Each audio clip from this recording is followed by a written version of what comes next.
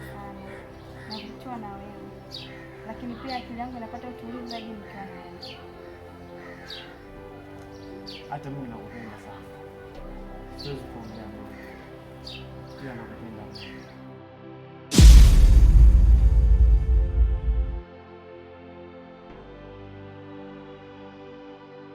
Naomba unisikilize mke wangu. Nikusikilize kwa kipi? Nakuomba.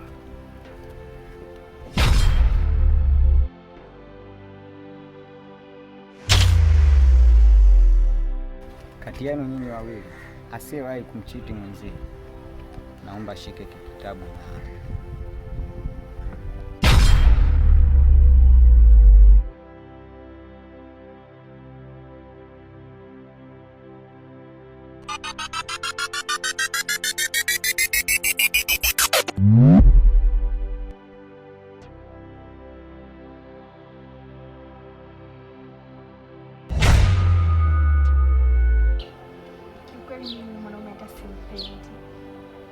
Naishi naye tu ila namchukia sana. Kweli?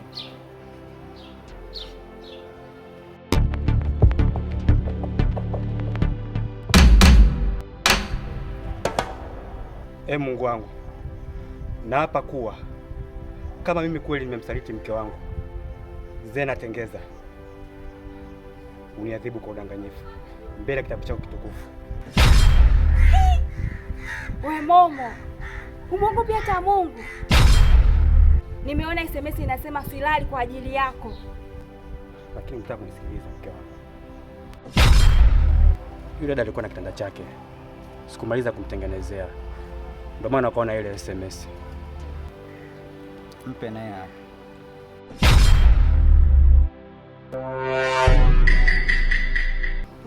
Nani? Mimi? Mimi nipo sawa. Ansi ni nani yako? Jamani. Ansi ni nani yako? Kama wewe msafi, chukua kitabu wapi? Ansi? Zena. We Zena. Ansi nini jamani? Si nimetoka kukupa sasa hivi. Jaji hapo. Wewe mara mwisho kunipa lini? Usiku tunafika sasa hivi. Nisikilize. Nimechoka. Sitaki unisumbue. Umenielewa?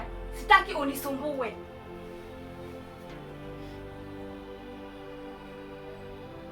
Sikilize mke wangu. Nina mambo mengi ya kufanya.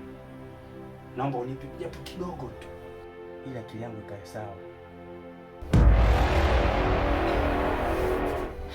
Akili? Kwa hiyo nikikupa ndio akili itakukaa sawa au?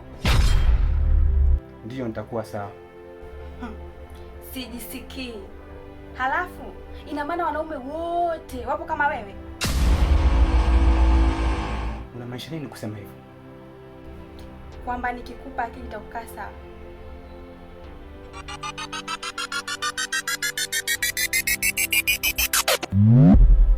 Nitakuwa Mungu kabisa katika umbani.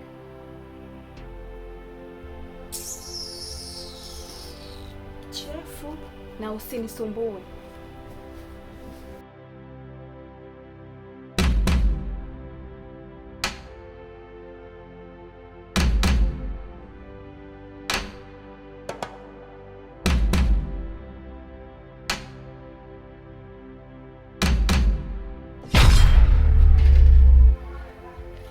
Ama kweli nimepata funzo juu ya wanawake. Kaka, sio kila anaelia msibani analia kwa uchungu. Wengine wanachekelea kutafuna nyama. Kuwa makini.